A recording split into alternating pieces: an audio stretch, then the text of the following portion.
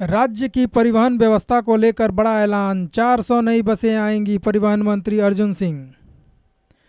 राज्य की सार्वजनिक परिवहन व्यवस्था को अत्याधुनिक और यात्री अनुकूल बनाने के लिए परिवहन मंत्री अर्जुन सिंह ने नई महत्वपूर्ण घोषणाएं की हैं। उन्होंने बताया कि नई ट्राम लाइन शुरू करने के साथ साथ लंबी दूरी की यात्रियों के लिए वॉल्वो बस सेवा भी शुरू की जाएंगी। मंत्री ने कहा कि परियोजनाओं के लिए 400 नई बसों का ऑर्डर दिया जा चुका है। ये बसें चरणबद्ध तरीके से राज्य में पहुंचेंगी और विभिन्न मार्गों पर चलाई जाएंगी। इससे लंबी दूरी की यात्रा करने वाले यात्रियों को अधिक आरामदायक और बेहतर सफर की सुविधा मिलेंगी। परिवहन विभाग का कहना है कि नई बसें और ट्राम सेवाओं के शुरू होने से राज्य की सार्वजनिक परिवहन व्यवस्था और मजबूत हो तथा यात्रियों की परेशानियां भी काफी हद तक कम हो जाएंगी।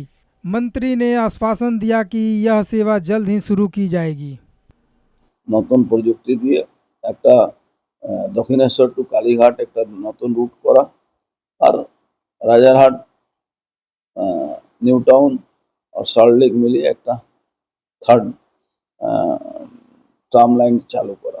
কেন ট্রাম হলো একদম পলিউশন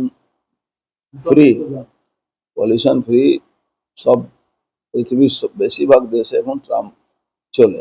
একমাত্র বাংলায় ব্রিটিশ আমল থেকে চলা একটা ঐতিহ্য, বাঙালি সেন্টিমেন্ট, সেটাকে তৃণমূল সরকার নষ্ট করে দিয়েছে। দেখুন, 400 উপরে বাস কেনার অর্ডার দেওয়া হয়েছে। 400-র উপরে বাস কন্ডেম করে গেছে, খারাপ হয়ে গেছে, আর রিপেয়ার হতে পারবে না। রিপেয়ার করতে গেলে বাস থেকে বেশি দাম লাগবে। এই জন্য নতুন বাস, ইলেকট্রিসিটি, ওই সিএনজি এরকম বাসটা চালানো একটা করবে। সিএনজি আর ইলেকট্রিক বাস, দুটো বাস কলকাতাতেও আছে, জেলাতেও আছে, সব ভাগ করে দেওয়া হবে।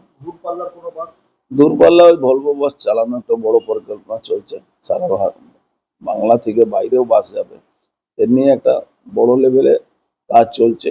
খুব শীঘ্রই আপনি রাস্তায় দেখতে পাবেন।